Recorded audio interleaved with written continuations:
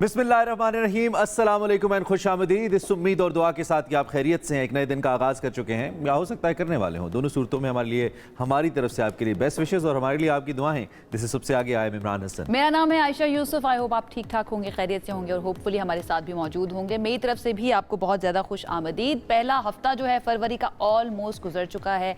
आज 6 तारीख है और जुमेरात का दिन है। वीकेंड भी करीब करीब पहुँच चुका है और आज आपका कॉफ़ी पीने का बिल्कुल भी कोई मूड नजर नहीं आ रहा। बस लाजमी नहीं है कभी रोजाना कॉफी पीजिए, कभी कभी छुट्टी भी करनी चाहिए और कभी कभी कुछ मुझे लगा आप शेर सुनाने लगे। नहीं, कॉफी में क्या शेर होगा, किसी शायर ने कुछ लिखा ही नहीं है। लिखा होता तो वैसे मुझे याद होता। चाय के ऊपर चाय पे कहते थे, चाय पे हाँ, दो के बजाय चाय बनाई है कप, अफसोस आज तू भी फरामोश हो।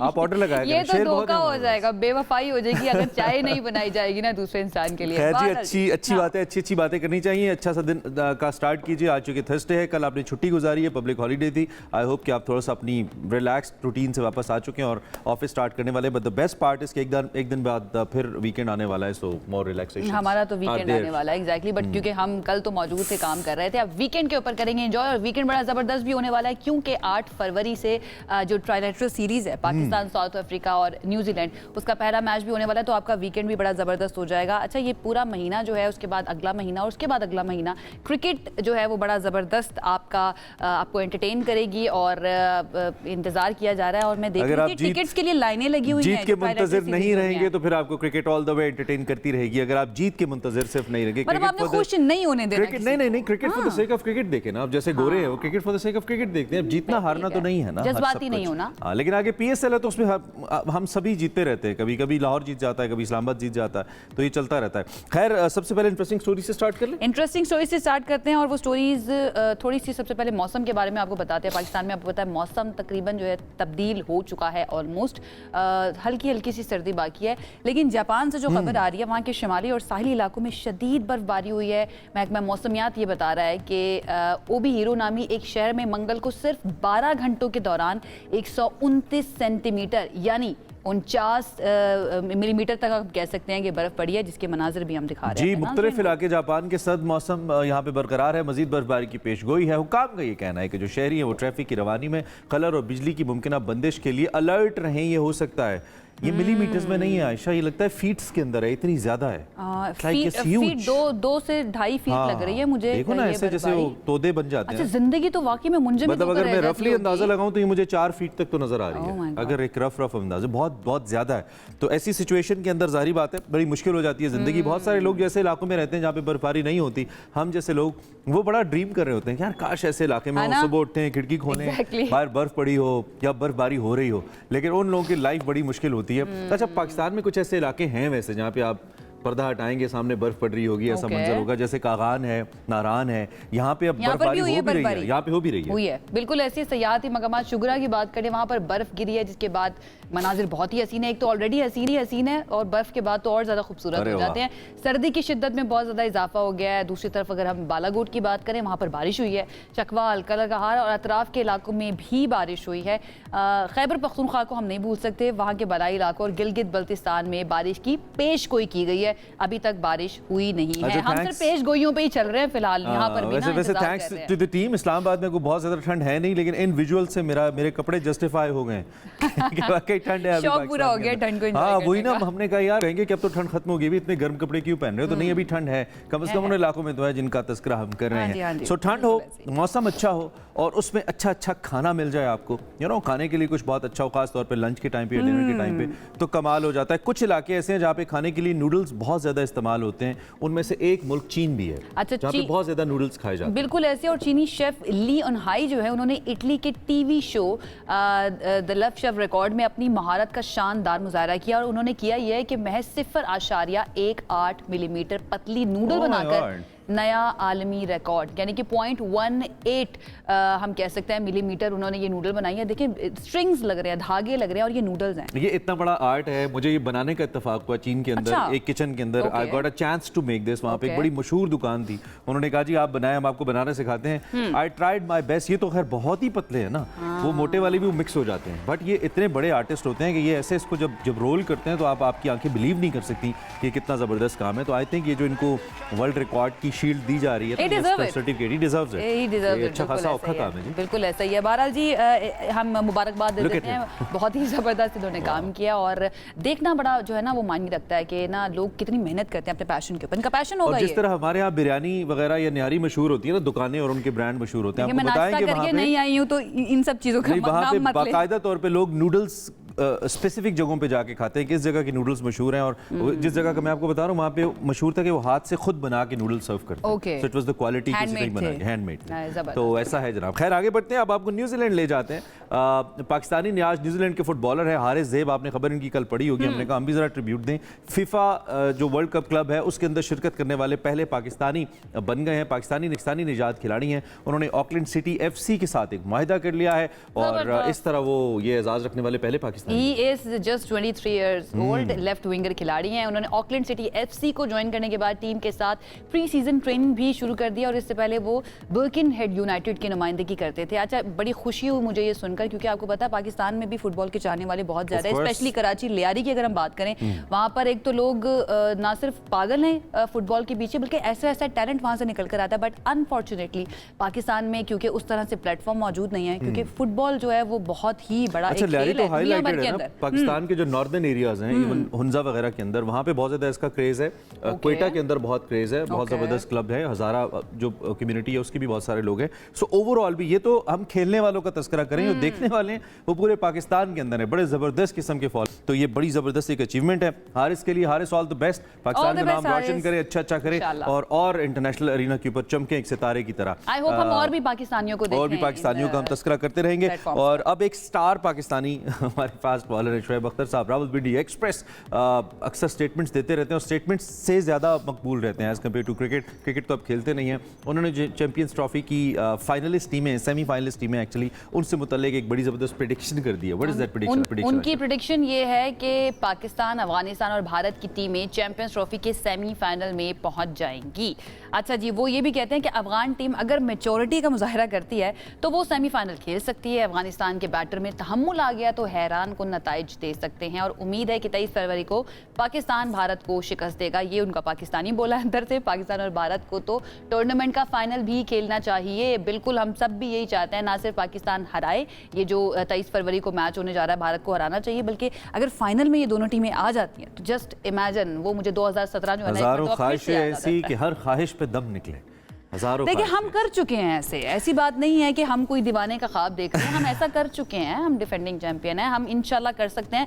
हमें अपनी होप्स जो है ना वो हाई रखनी है और दुआ तो हमने करनी है। बहरहाल जी, अगली खबर भी क्रिकेट से मुताल्लिक है। आपको पता है कि पाकिस्तान होस्ट है चैंपियंस ट्रॉफी का और इसका मेला सजने को तैयार है। चैंपियंस ट्रॉफी के लिए जो टिकट्स हैं वो मजीद अब जारी करेगा। PCB की जानिब से कहा गया कि मजीद टिकट्स होंगी और ये जो चैंपियंस ट्रॉफी है ये मुख्तलिफ शहरों में कल तक आई थी कि इस्लामाबाद में मौजूद थी। सीटिंग कैपेसिटी जो है वो भी बढ़ा दी गई है। पहले ऑलमोस्ट में 21,000 थी कज़ाफी में, वो 35,000 तक बढ़ा दी गई है और लोगों का इंटरेस्ट बहुत ज़्यादा देखने में आ रहा है। आई वाज अमेज्ड, बहुत अरसे के बाद हमने ये लाइंस देखी है पाकिस्तान के अंदर। सो दुनिया को एक चीज़ बावर हो रही है कि अगर पाकिस्तान को आप क्रिकेट से जितना दूर रखेंगे, लोगों के अंदर क्रिकेट उतना ज़्यादा बढ़ के आएगा और ये लाइंस, ये सारी चीज़ें उसकी गवाह हैं। एंड एज यू सेड कि मुख्तलिफ जो शहरों के अंदर हमारी ट्रॉफी जा रही है उसको देखने के लिए इतनी बड़ी तादाद में लोग आ रहे हैं, बहुत ज़्यादा थ्रिल होने वाला है। क्रिकेट बोर्ड को चाहिए कि वो और ज़्यादा इसके ऊपर इन्वेस्ट करे, खास तौर पे इसकी जो हाई पे क्रिएट करने में। हमें सड़कों के ऊपर उस तरह से बिलबोर्ड्स नजर नहीं आ रहे, हाँ उस तरह से डेकोर नजर नहीं आ रहा, हमें वो क्रिकेटिंग फीवर नजर नहीं आ रहा। भाई वर्ल्ड कप के बाद ये सबसे बड़ा इवेंट है,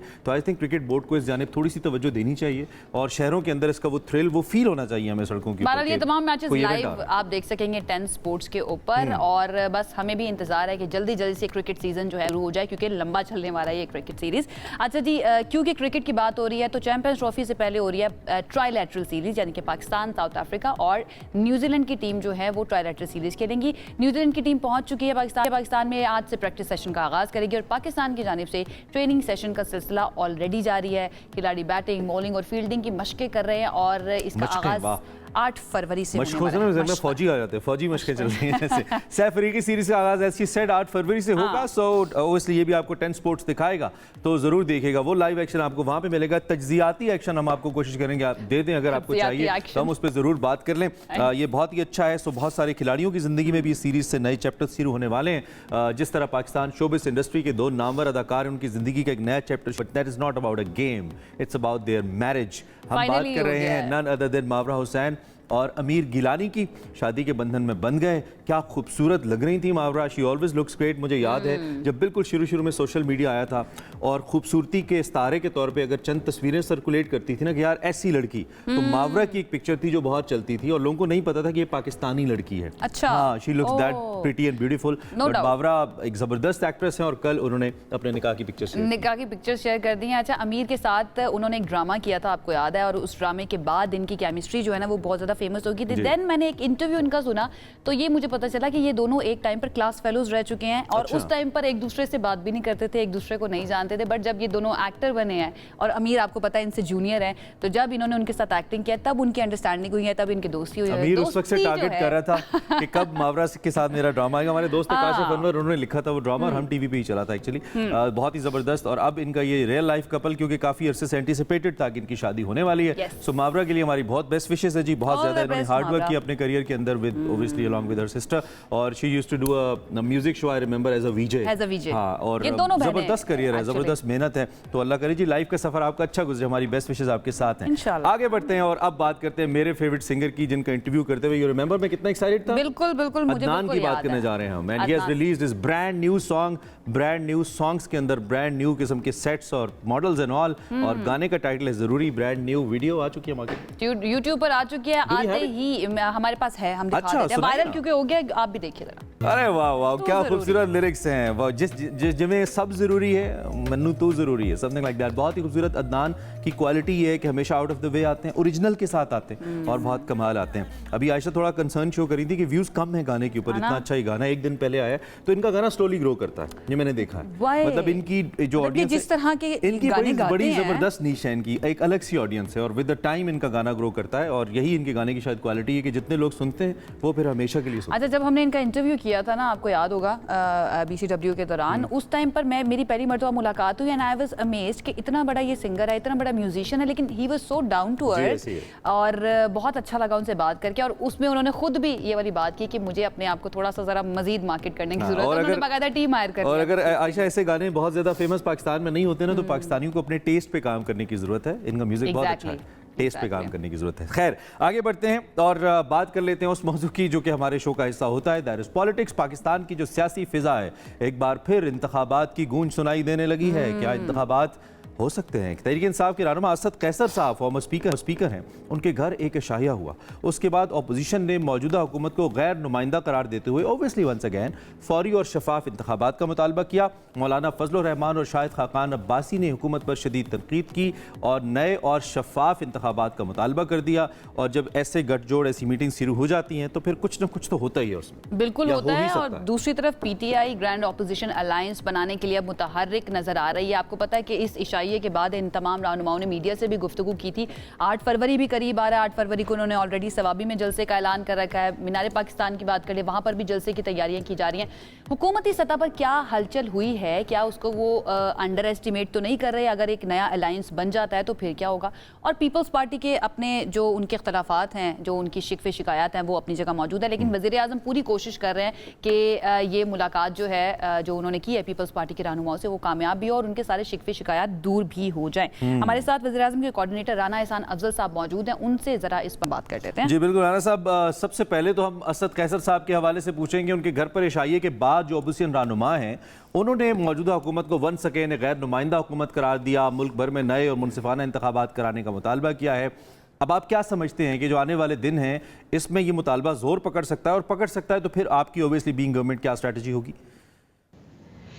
बिस्मिल्लाहिर्रहमानिर्रहीम, बहुत शुक्रिया। देखें, इलेक्शन तो इंशाल्लाह 2029 में होंगे, अपने टाइम के ऊपर इलेक्शंस होंगे। और अगर किसी को लगता है कि इलेक्शंस के अंदर कोई प्रॉब्लम है तो इलेक्शन कमीशन और अदालतों से वो जो है रुजू करें।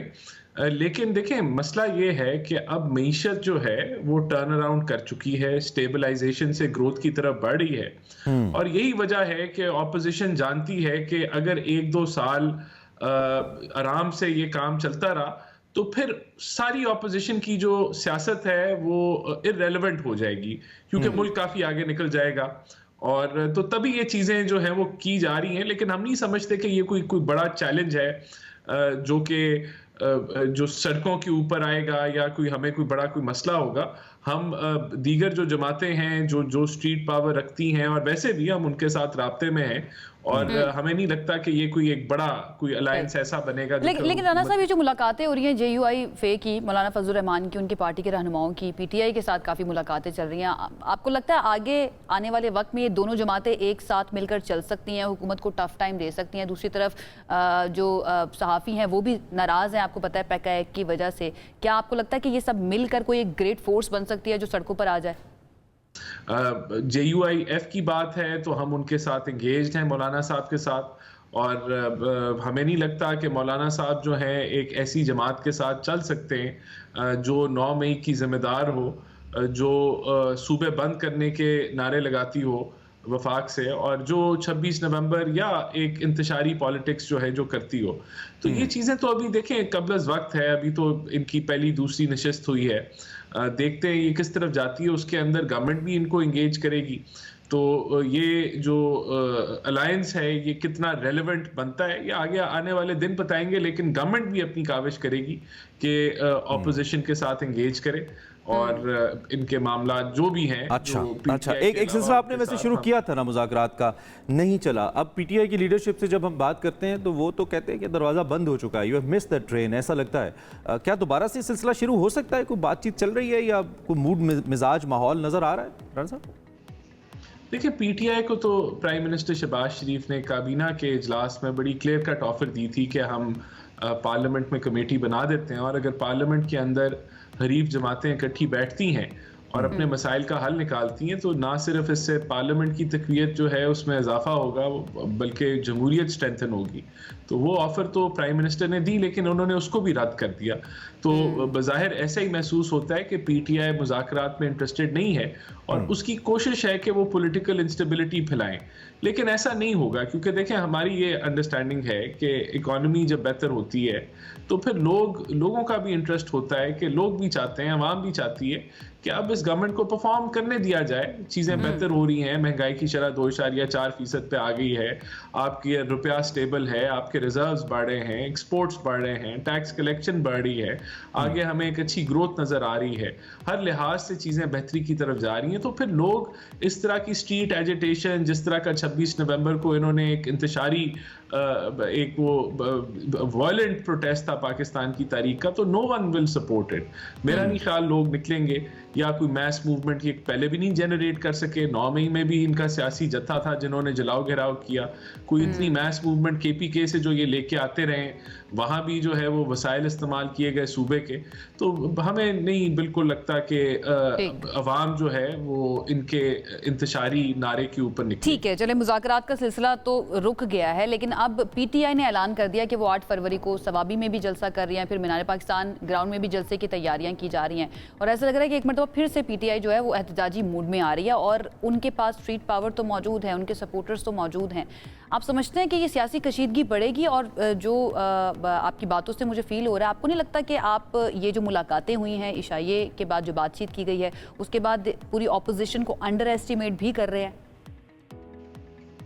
देखिए, प्रोटेस्ट करना तो हक है, लेकिन एक PTI की जमात जिसके सारे प्रोटेस्ट वायलेंट हो, वहाँ फिर गवर्नमेंट प्रिकॉशंस भी लेती है। अगर इनको इजाज़त मिल गई लोकल इंतज़ामिया से या फिर अदालतों से तो बिल्कुल ये प्रोटेस्ट करें, लेकिन अगर इनको इजाज़त नहीं मिलती और उसके बावजूद ये प्रोटेस्ट करते हैं फिर तो गवर्नमेंट जो है वो कानून तोड़ने नहीं देगी, गवर्नमेंट फिर अपनी प्रिकॉशंस लेगी। वो इंटरेस्टिंग पार्ट ही राना साहब ये है ना, आप खुद भी एक सियासी वर्कर भी हैं, सियासी रहनुमा भी हैं, कि इसके बावजूद कि हुकूमत कहती है कि इनके साथ कोई सियासी कुव्वत नहीं है, पूरे शहर ब्लॉक कर दिए जाते हैं, बंद कर दिए जाते हैं, निज़ाम ज़िंदगी मफलूज हो जाता है, फिर पता नहीं क्या खौफ रहता है हुकूमत को, ये भी एक सवाल है। बहरहाल इस मौजूद से थोड़ा सा आगे बढ़ जाते हैं, इस पर आपका मौक़िफ़ आ गया।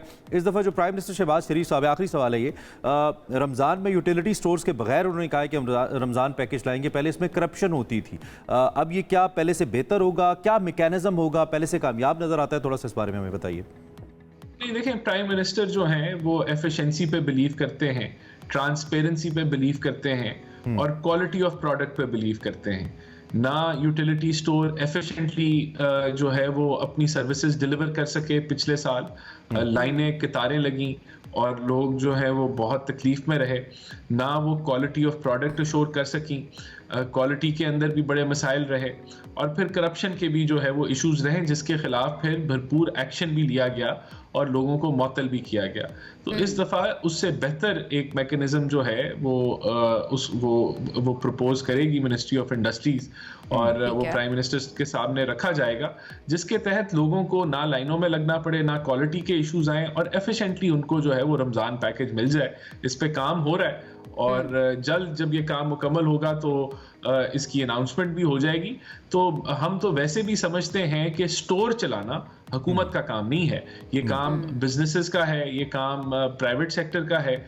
अब अगर हुकूमत स्टोर चलाएगी, हुकूमत दुकानें चलाएगी, हुकूमत फिर उसके अंदर जो है वो कोई ना कोई मसाइल होंगे, तो वो उससे बेहतर है कि हम ये काम उनको दें। अच्छा, आपने वैसे मिनिस्ट्री ऑफ इंडस्ट्रीज का जिक्र किया, वर्ड की मिनिस्ट्री ऑफ फूड सिक्योरिटी इसको देखेगी, but okay, thank you as you have told us. Rana Ehsan Afzal साहब हमारे साथ मौजूद थे, हुकूमत की नुमाइंदगी करते हुए बता रहे थे कि हुकूमत किन ग्राउंड पे सोच रही है और जो मुलाकातें जिनका आपने तज़किरा किया और बार बार पूछा कि आपको कोई खतरा नहीं है, तो उनको खतरा नहीं है, ये कंफर्टेबल उनकी बातों से तो यही लग रहा है।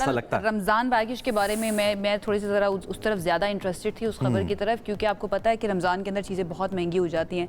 यूटिलिटी स्टोर्स की वजह से लोगों को थोड़ा फायदा हुआ करता था, थोड़ी कम कीमत पर चीजें मिल जाती थी, ऑल्दो थोड़ी सी मुश्किल होती थी, बट आई होप कि अब जो नए मैकेनिज्म की बात कर रहे हैं ना वो अच्छा हो लोगों के लिए।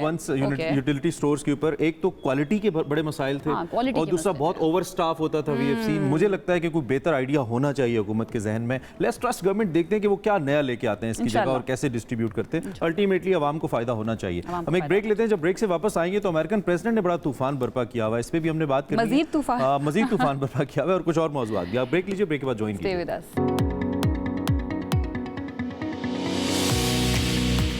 सबसे आगे में एक मरतबा फिर से खुशामदीद कहेंगे। हमने लोकल पॉलिटिक्स की बात की, अब इंटरनेशनल पॉलिटिक्स की बात एग्जैक्टली। ब्रेक पे जाने से पहले हमने आपको बताया था अमेरिकी सदर डोनाल्ड ट्रंप ने वंस अगेन उनकी जो स्टेटमेंट्स हैं ऑफ एंड ऑन वो ऐसी हलचल मचा रही हैं। गजा पर कब्जे का मंसूबा पेश किया है और नई हलचल मचा दी है। उनके बयान ने न सिर्फ फलस्तीनियों बल्कि पूरी दुनिया को हैरान कर दिया है।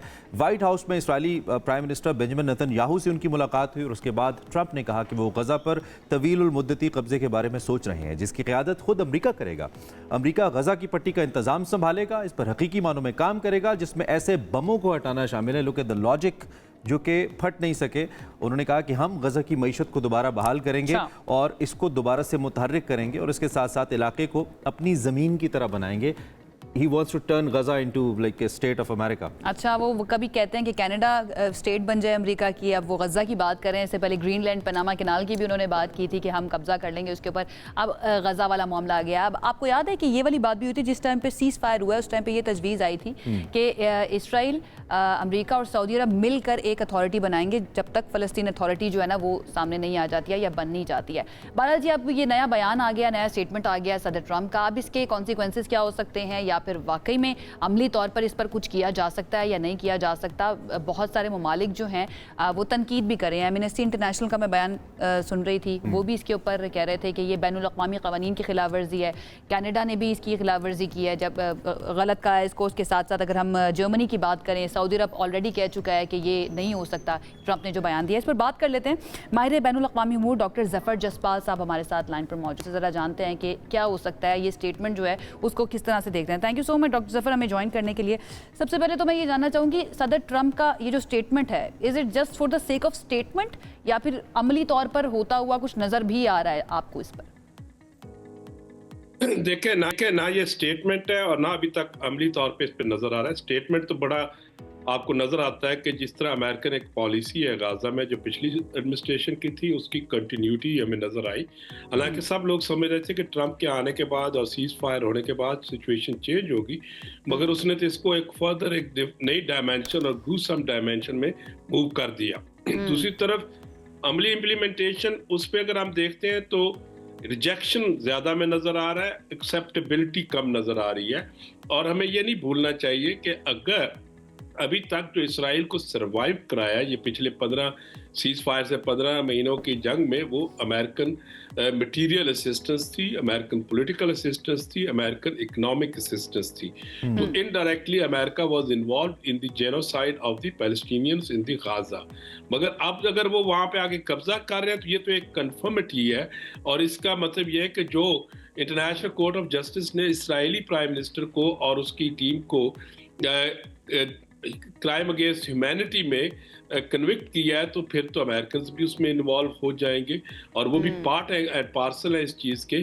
तो मेरा ख्याल है कि ये एक नई अटेम्प्ट है। मगर देखना यह है कि क्वेश्चन ये राइज होता है कि जो पैलेस्टीनियंस हैं ये तो उनका होमलैंड है, वो तो सन ऑफ द सॉइल्स हैं, जबकि इसराइलीज और जूश कम्युनिटी है ये सन ऑफ द सॉइल नहीं है। अगर ट्रम्प साहब को ये शौक है कि वहाँ के कोई अच्छा रिजॉर्ट बनाना है, पीस लेके आना है, तो वो फिर इसराइलीज को मूव करें जो कि यूरोपियन जूश हैं, जो कि कभी कहीं और से उठ के आए हुए हैं, तो उनको वापस अपने एरियाज में भेजें। क्योंकि अपने मुल्क में भी वो यही कर रहे हैं कि जी के जो नॉन अमेरिकन है, नॉन रेजिडेंशियल, नॉन जो एलियन जिनको वो कह रहे हैं, तो उनको वापस भेजना है। इसके पीछे तो डॉक्टर साहब आपको स्पेनिश को, सोच क्या नजर आ रही है? सॉरी टू कट यू, इसके पीछे आपको सोच क्या नजर आ रही है? क्यों ये बयान दिया गया है ट्रम्प की जानिब से? सोच सिंपल है कि जो अमेरिका की एक अथॉरिटेरियन सोच है और जो डिक्टेटोरियल सोच है, जिसमें वो अपने आप को ह्यूमन राइट्स और इन चीज़ों से बाला समझता है, जिसकी फॉरेन पॉलिसी में वैल्यूज के लिए सिर्फ वहां जगह है जहां पे उसने अपने ओपोनेंट्स को क्रिटिसाइज करना है। सोच तो ये नजर आ रही है कि जो रेडिकल एलिमेंट है इसराइल में, इंक्लूडिंग नेतन्याहू, उसको सपोर्ट करना है और पैलेस्टीनियंस को या मुस्लिम्स को वहां से हटाना है। तो ये तो सोच बड़ी क्लियर है और हम लोग पहले भी कह रहे थे कि ट्रम्प से ज्यादा एक्सपेक्ट ना किया जाए, वो इस सिचुएशन को फर्दर ग्रूसम करेगा। ठीक है, इतने बड़े गेम प्लान के लिए तो आपको आसपास के ममालिक की हिमायत बड़ी ज़रूरी होती है। आप अगर किसी दूसरी रीजन में जा रहे हैं, एक आज़ाद इलाके में जा रहे हैं, जो आसपास के ममालिक हैं उनका किरदार इसमें कितना अहम है, और ख़ास तौर पे जो समहाउ अमेरिकन एलाइज हैं बहुत सारे मामलात के अंदर, जैसे एक फ्रेंडली एटमॉस्फेयर के अंदर सऊदी अरब और अमेरिका के ताल्लुकात है, स्ट्रेटिजिक लिंक्स भी हैं, बिजनेस लिंक्स भी हैं, इनकी मुआवनत कितनी इंपॉर्टेंट होगी और क्या कहीं ना कहीं बैकडोर ये मुआवनत हासिल है जो ट्रंप ने ओपनली ये स्टेटमेंट दी है? देखिए, दो चीजें हमें देखनी चाहिए। एक तो ट्रंप जिस दिन से पावर में आए हैं, पहले दिन से ही उनके बयानात और उनके कुछ एक्शन से उनके अलायंस और नेबर्स काफी डिस्टर्ब है। आपने खुद शुरू में बताया, कभी ग्रीनलैंड को कब्जे की बात करते हैं, कभी कनाडा की करते हैं, कभी कोलंबिया की, कभी पनामा कनाल की, तो ये तो चीज, और कभी नेटो के साथ को ब्लैकमेल करते हैं, नेटो कंट्रीज को। ना यहाँ पे जो 5 इंपॉर्टेंट इसके अलायंस बनते हैं रीजन में, जिनको हम समझ सकते हैं लाइक माइंडेड स्टेट है, और उनमें से कुछ अब्राहम अकॉर्ड का हिस्सा भी है। उनमें अगर आप स्टार्ट करते हैं सऊदी अरेबिया ने कैटेगोरिकली रिजेक्ट किया है, जॉर्डन ने कैटेगोरिकली रिजेक्ट किया है, इजिप्ट ने कैटेगोरिकली रिजेक्ट किया है, इसी के साथ कतर ने रिजेक्ट किया, और इवन यूनाइटेड अरब एमिरेट्स ने इस प्लान को रिजेक्ट किया है। मगर हमें नजर ये आता है कि शुरू में तो इस तरह के जो रजीम्स हैं ये रिजेक्ट तो करते हैं, मगर बाद में कंप्लायंस में आ जाते हैं। मुझे ये लग रहा है कि ट्रंप ने एक हायर लेवल से डिप्लोमेटिक और इनिशिएटिव लिया है और इन्होंने रिजेक्ट किया है, तो समवेयर वो ये सोच रहा है कि शायद कहीं कन्वर्ज हो जाए। वन क्विक आंसर, जो सबसे बड़ी, इससे पहले भी जंग कर रहे थे ये लोग, हमास और हिजबुल्लाह को टारगेट कर रहे थे। इस हवाले से अब कम से कम इसराइल तो ये नहीं कर सका कि हमास को बीट करता, और अभी भी वो एग्जिस्ट करते हैं। जो ही ये थोड़ी सी जंगबंदी हुई है, उन्होंने कुछ ग्लिम्स दिखाई भी हैं।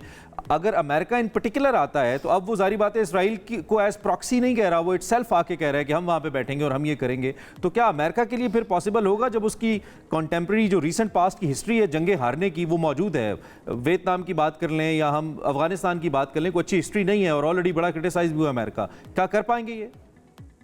देखिए, अमेरिका जो स्कॉलर्स लिख रहे हैं, स्टेफन वॉल्स और इस तरह के जो जितने भी स्कॉलर्स हैं, जो जिनको आप कह सकते हैं कि जिनकी बहुत ग्रिप है इंटरनेशनल पॉलिटिक्स पे, वो तो इसको क्रिटिसाइज कर रहे हैं। वो कह रहे हैं कि क्या यूनाइटेड स्टेट्स भूल गया है कि वो जब गया था इराक में, वहां से किस तरह उसको निकलना पड़ा, और जब वो अफगानिस्तान में गया वहां पे उसको किस तरह निकलना पड़ा। तो क्या वो गाजा में, देखिए एक चीज आप ना भूलें, हमास ने ये जंग अपने तौर पे लड़ी और उसने सस्टेन किया 15 मंथ्स में।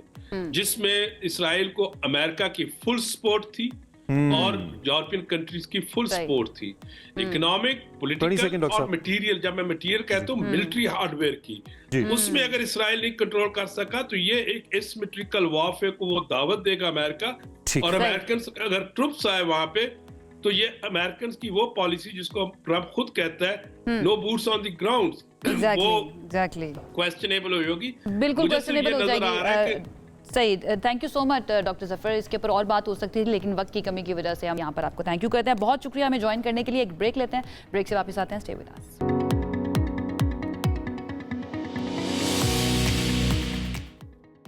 जी, ब्रेक के बाद एक मरतबा फिर से आपको कहेंगे खुश आमदीद। क्या आप भी बाहर जाना चाहते हैं, बैरून मुल्क मुलाजमत इख्तियार करना चाहते हैं लेकिन पैसे नहीं हैं, किस तरह से जाएं, जॉब लेटर आ गया, टिकट नहीं करवा सकते और बहुत सारी चीज़ें जो आपको रास्ते के लिए चाहिए होती हैं वो आपके पास मौजूद नहीं है, तो उसके लिए एक आसान हल, एक नया प्रोग्राम शुरू होने जा रहा है। वो क्या है प्रोग्राम? बिल्कुल, वज़ीर-ए-आज़म यूथ लोन प्रोग्राम के तहत बैरून मुल्क मुलाजमत करने के लिए अगर आप ख्वाहिशमंद हैं तो आपको 10 लाख रुपए तक कर्ज भी फराहम किया जाएगा, फैसिलिटेट किया जाएगा। और ज़िम्मे में जो स्टेट बैंक ऑफ पाकिस्तान है उसकी जानिब से कहा गया है कि कर्जा बैरजा बैरून मुल्क मुलाजमत की ख्वाहिश रखने वाले अफराद की तरबियत हो गई, सफरी वीज़ा हो गया, रिहायशी अखराजात हो गए, इसकी मद में दिया जाएगा। रॉयटर्स जो है उसके मुताबिक 21 से 45 बरस के पाकिस्तानी शहरी जो हैं ये कर्जा हासिल कर सकते हैं।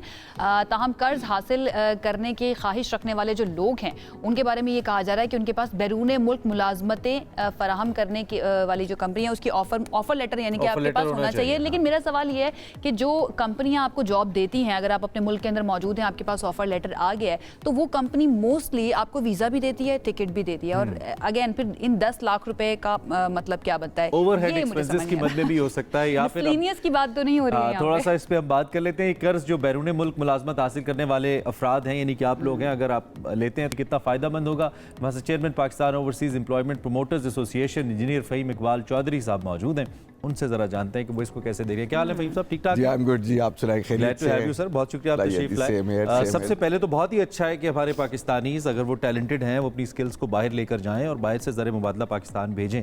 प्राइम मिनिस्टर, ये जो प्रोग्राम है इसके पीछे आपको क्या माइंडसेट नज़र आता है, ये कैसे हेल्प करेगा ऐसे पाकिस्तानियों को? देखिए जी, first of all we are thankful to the government of Pakistan. हमारा ये बहुत पुराना ख्वाब था कि ये जो जाने वाले वर्कर्स हैं इनको किसी तरीके से पाकिस्तान की गवर्नमेंट से एक 0% के ऊपर लोन दिया जाए। हमें इस बात को समझना है कि आज भी पाकिस्तान की जो आधा डॉलर इनफ्लो है, it is contributed by the remittances, ज़र मुबादला, एंड रेस्ट ऑफ द जो डॉलर इनफ्लो है that is about all the exports we are doing in Pakistan, from Pakistan. तो ये एक ऐसी इंडस्ट्री है जो पाकिस्तान का आज सबसे बड़ा मसला भी, जिसको हम करंट अकाउंट डेफिसिट कहते हैं, कि डॉलर जो मुल्क में आ रहा है और जो डॉलर मुल्क से बाहर जा रहा है। तो यही पाकिस्तान का एक शॉर्टेस्ट सोल्यूशन हमारे पास मौजूद है इस वक्त भी, कि जिसके अंदर हम लोग अपना डॉलर इनफ्लो बढ़ा सकते हैं। तो कंसिडरिंग दैट कि this is the only human resource industry right now जिसके ऊपर हम फोकस करें एज अ कॉम, तो हम पाकिस्तान को इस माशी बहरान में से निकाल सकते हैं। अच्छा, this is the process of facilitation, लोगों को फैसिलिटेट करने के लिए। उसके लिए पहले से जॉब ऑफर आपके पास होनी चाहिए, यानी कि जॉब को लेने के लिए हेल्प नहीं की जाएगी, बल्कि सिर्फ अगर आपके पास ऑफर लेटर है तो आप जा सकते हैं। Am I right? बिल्कुल, मैं पहले बताना चाह रहा था कि इंपॉर्टेंस ऑफ दिस इंडस्ट्री। अब मैं आपके क्वेश्चन के ऊपर आता हूँ कि जो आपने कहा, यहाँ पे जो 10 लाख जाने के लिए जो एक लोन दिया जा रहा है, उसके पीछे हमें अंडरस्टैंड करना है कि मिडिल ईस्ट के अंदर अनफॉर्चुनेटली हमें बहुत भारी रकूम देनी पड़ती हैं वीज़ाज़ को परचेज करने के लिए, और जॉब्स को बिकती हैं मार्केट में अनफॉर्चुनेटली, जिस वजह से कैंडिडेट के ऊपर बोझ डलकर मेरिट किल होता है। हमने इस प्रोग्राम को जब प्राइम मिनिस्टर साहब के पास लेके गए थ्रू राना मशहूद साहब, चूंकि वो प्राइम मिनिस्टर यूथ को देख भी रहे हैं, तो हमने उस चीज़ को कन्विंस किया, उनको बताया, समझाया कि this is the only solution we have. उसके अंदर हम लोग, इसके अंदर जो आपने बोला वो miscellaneous, it's not miscellaneous actually, it is covering 3 parts. Number 1, जो कैंडिडेट जा रहा है उसकी ट्रेनिंग के ऊपर कोई अगर खर्चा आता है, अगर उसको हुनर देना है 3 से 6 महीने के अंदर, उसकी कॉस्ट भी कवर होगी, जिसकी बेस पे उसको जॉब मिलेगी। इवन दो अगर साल की ट्रेनिंग है तो वो भी गवर्नमेंट ऑफ पाकिस्तान फंड भी करेगी, और साथ में अगर लोन देना हुआ तो लोन भी देगी। नंबर 2, उसके ट्रेवल एंड वीजा एक्सपेंसेस आ जाते हैं, जिसके अंदर मैंने बोला कि उनको वीज़े की एक ह्यूज कॉस्ट बेयर करनी पड़ती है। इसी तरह तीसरे नंबर पे उनकी जो कॉस्ट कवर हो रही है वो सेटलमेंट कॉस्ट है। ठीक है। जब पोस्ट डिप्लॉयमेंट, जब वो कंट्री ऑफ डेस्टिनेशन में, मिसाल के जब वो सऊदी अरेबिया पहुंच जाते हैं या यूरोप पहुंच जाते हैं या अमेरिका पहुंच जाते हैं, जिस मुल्क में भी, तो वहां पे भी इनिशियल टाइम के अंदर you need some settlement Of course. Cost to settle there. आपको इनिशियली स्ट्रगलिंग फेज में आप No होते doubt, हैं। no doubt. तो this is a wonderful scheme तो वैसे अभी इंट्रोड्यूस्ड कितने- by the government of Pakistan. कितने परसेंट ऐसे केसेस हैं, अगर हम एक रफली बात करें, जो इस वजह से लोग नहीं जा पाते कि उनके पास ये एक्सपेंसेस मीट करने के लिए वसाइल नहीं होते, और once it is being executed और ये अच्छे से एग्जीक्यूट हो जाता है, तो आप क्या देखते हैं कितना फ़ायदा इसका हो सकता है, क्या टारगेट है हमारा? सर, ये बहुत ज़्यादा फ़ायदा इसका पाकिस्तान को मिलेगा इंशाल्लाह। और when you talk about numbers, तो मैं कोई नंबर्स में तो बात नहीं करूंगा, मगर क्वालिटी इसके अंदर हमारी मैन पावर की जो बाहर जा रही है, वर्क फोर्स जो पढ़ लिख के पहली बड़ी मुश्किल से पैसे जोड़ के तालीम या हुनर हासिल करते थे, और फिर उनको at the spot of the international placement जब उनको नौकरी मिलने का वक्त आया, उस टाइम फिर उनको उस रकम से गुजरना पड़ता था, तो अब उनको यकीनन उससे नहीं गुजरना पड़ेगा। और अब merit will prevail. Now this is not that now कि आप पहले ये बताओ कि आपके पास जाने के लिए इतने खर्चा है या नहीं है, तो अब ये डिपेंड करेगा कि उसको काम कितना अच्छा आता है। ठीक है, तो दिस इज हाउ हमारी जो वर्क वो फोर्स फोकस अपनी स्किल पर कर सकेगा। ठीक है, हमारे पास एक कॉलर मौजूद है, उनसे जरा इस बारे में बात कर लेते हैं। जी बताइएगा, क्या सवाल है तनवीर है आपका? हमारे साथ, तनवीर लैया है से। हमारे साथ। जी तनवीर बताइएगा लैया से, क्या सवाल है आपका? मैम, कर्ज चाहिए थी, कर्ज जो बाहर मुल्क जाना चाहता हूँ, मुझे कर्ज चाहिए था।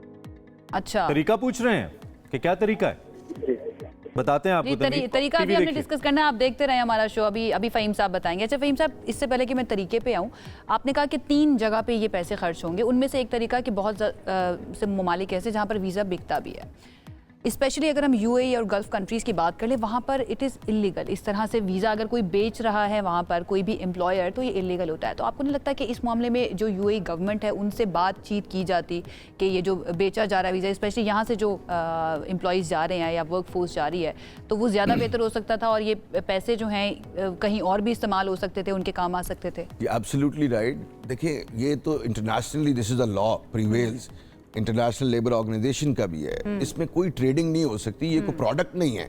ये जो जॉब है या जो आप नौकरी दे रहे हो, दिस इज वेरी सिंपल। एक एम्प्लॉयर की नीड है, वो एक बिजनेस रन कर रहा है, इंडस्ट्री रन कर रहा है, उसको नीड है और उसको एक ह्यूमन रिसोर्स मिल रहा है। बिल्कुल। और ये this is a win win situation of the employ and the employer. इसके अंदर कोई ये ट्रेड वाली चीज होनी नहीं चाहिए। लोगों का बिजनेस ही, कुछ लोगों का ये है कि वो वीज़ाज बेचते हैं। Unfortunately it happens. वो दुनिया में मजबूरी के ऊपर पूरी दुनिया फायदा उठाती है, बट अनफॉर्चुनेट दिस इज।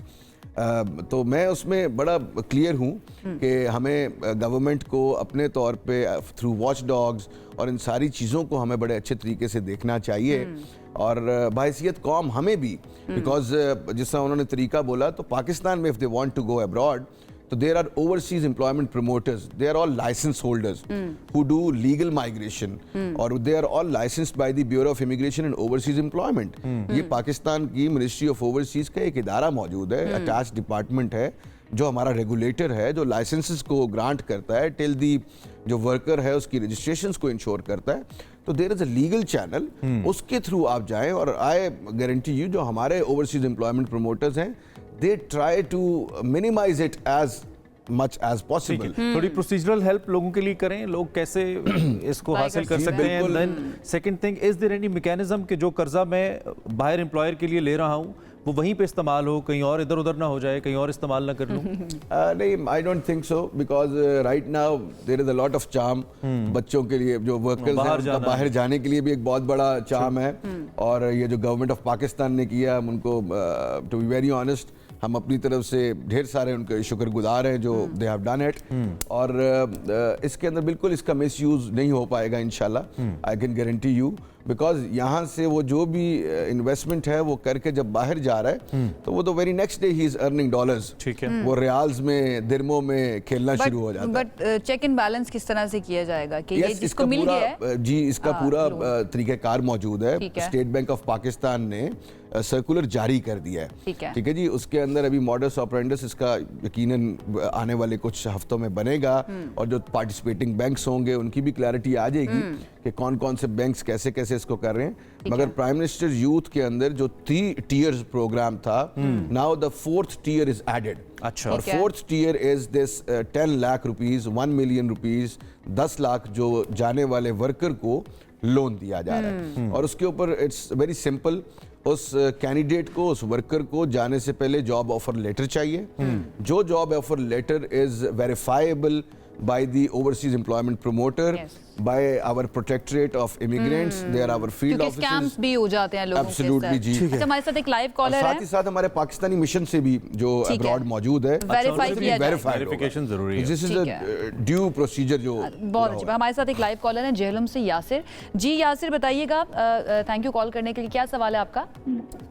मेरा सवाल ये है कि मैडम कि ये ऑनलाइन भी अप्लाई कर सकते हैं, लोन के लिए लोन के लिए ऑनलाइन भी अप्लाई कर सकते हैं। पूछ लेते ठीक है, हम पूछ लेते हैं। जी जी बिल्कुल, आप स्टेट बैंक ऑफ पाकिस्तान की वेबसाइट पर जाएं और वहां पे prime minister youth business and agriculture loan scheme के ऊपर आप क्लिक करें। There you will find out the method. अभी वो टियर 3 तक इनकॉर्पोरेटेड है, क्योंकि परसों ही अभी ये नोटिफिकेशन जारी हुआ है और उस नोटिफिकेशन के ऊपर उसकी इम्प्लीमेंटेशन के अंदर आने वाले हफ्तों में आपको ऑनलाइन वहां पे एक्सेस मिल जाएगी। लोन कैटेगरी टियर नंबर 4 के अंदर आप जाएंगे और उसमें जाके और अभी वो पोर्टल अपडेट हो गया, अभी होना है, अभी होना है, अभी होना है। यासिर, आपको आवाज आ रही है तो प्लीज सवाल कीजिए। और from Faisalabad Shahzad please ask the question, सवाल पूछिए।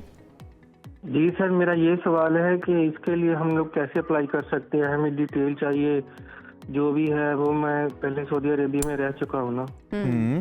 बस आपको बताया है, दोबारा बता देते ठीक है, दोबारा से जरा इसमें मैं प्रोसीजर कर अर्ज देते हैं। करता चलूं। देखें, पहले नंबर पर आपके पास वैलिड जॉब ऑफर लेटर होना चाहिए। आपके पास गारंटीड जॉब होनी चाहिए कि आपको बाहर किसी एम्प्लॉयर ने आपको बुलाया है, आपको जॉब दे दी है। Once you will get it, उसकी बेस के ऊपर आपको लोन ग्रांट होगा। ये क्लैरिटी दे देते हैं ना कि ऐसा नहीं होगा कि गवर्नमेंट हेल्प कर रही है आपको जॉब लेने के लिए। गवर्नमेंट जॉब नहीं लेके दे रही है, वो सिर्फ आपको हेल्प कर रही है। पहले आपके पास जॉब ऑफर लेटर होना चाहिए दूसरी कंट्री से, देन आप अप्लाई कर सकते हैं। कोई एज फैक्टर भी है इसके अंदर कि जी, 21 से लेके 45 तक, ठीक है, 21 से 45 और साल। कितने दिन तक ये मिल सकता है? कितने टाइम पीरियड कितना होगा प्रोसेस का? इसका भी चूंकि वो मॉडस ऑपरेंडिस बनने हैं, I am not aware about कि उसके अंदर क्या होगा, but hopefully our banking system आजकल बहुत अच्छे उसमें जा रहा है। अच्छा, Hopefully बहुत they'll सारे, do it. चूंकि आप जॉब प्रमोशन आपका फोटो है, बहुत सारे पाकिस्तानियों को बहुत मसाइल होते हैं। वो यहाँ से तो बड़ी एक उनको कलरफुल पिक्चर दिखाई जाती है, but when they go abroad pictures are different. और आपने जैसा कि कहा कि शुरू में बड़ा वक्त लग जाता है, और हमें अब भी पता है कि कितनी नामसाइद हालात में पाकिस्तानी खासतौर पर सऊदी अरब जैसे ममालिक में और गल्फ कंट्रीज में ज़िंदगी गुजारते हैं। उनके लिए क्या है? उनके लिए भी फर्दर हमने कुछ इंप्रूव किया है कि उनका लाइफस्टाइल बेहतर हो, गवर्नमेंट ऑफ पाकिस्तान उनको सपोर्ट करे विद दिस फाइनेंशियल एड? बिल्कुल, एब्सोल्युटली वंडरफुल क्वेश्चन जी। इसके अंदर द वेरी फर्स्ट स्टेज के ऊपर जब उसकी जो कंपनी है पाकिस्तान में, जब किसी भी ओईपी को डिमांड देती है, एट दैट टाइम उसकी वेरिफिकेशन होती है। उसकी लेबर कैंप्स को विजिट किया जाता है, उसकी अकोमोडेशन को, उसके मेस को, उनकी रेगुलर सैलरीज को, उस कंपनी की लीगैलिटी को, उसकी क्रेडिबिलिटी को, उन सारी चीज़ों को इंश्योर करने के बाद फिर पाकिस्तान में डिमांड आती है कि अब मुझे इतने 50, 100, 150, 200 वर्कर्स चाहिए। तो this is how the very first stage is that. और number 2, as soon as he arrives in the country of destination, जैसे ही वो उस मुल्क में पहुंचता है तो जो कंपनी की गाड़ी एयरपोर्ट पे लेने आई होती है, तो इट्स नॉट लाइक दैट कि उसके अंदर जाके उसको वो सेटलमेंट के लिए, अगर in case of any mishap, तो फिर settlement cost would be there. Otherwise जो एसोसिएशन के थ्रू जॉब के लिए जाते हैं, एब्सोल्युटली आवर मेंबर्स, हमारे इस टाइम पूरे पाकिस्तान में 2700 plus valid overseas employment promoters हैं जो हमारे मेंबर्स भी हैं। They have their businesses starting from the Malakand till the, क्योंकि इंडिविजुअली जो लोग खुद से जाते हैं, प्राइवेटली जाते हैं, वहाँ पर उनका बहुत बुरा हाल है। क्योंकि मैंने थोड़ा सा वक्त गुजारा है स्पेशली यूएई में, तो एक रूम के अंदर, छोटे से रूम के अंदर 15-15, 20-20 लोग रह रहे होते हैं बहुत ही बुरे हालात के अंदर, और उनके पास पैसे नहीं होते वापस अपने मुल्क आने के। Thank you so much. हमारे साथ इंजीनियर फ़हीम इकबाल साहब मौजूद थे। अगर आप भी जाना चाहते हैं बाहर, आपके पास जॉब ऑफर मौजूद है बाहर की किसी कंट्री की, लेकिन पैसे मौजूद नहीं है कि किस तरह से आप अपना टिकट खरीदें या वीज़े के लिए अप्लाई करें, या फिर वहाँ पर जाकर सेटलमेंट कॉस्ट नहीं है आपके पास, तो आप अप्लाई कर सकते हैं इस प्रोग्राम के लिए। एंड आई थिंक बहुत सारे लोगों को हेल्प भी करेगा ये मामला। ब्रेक लीजिए, वापस आइए।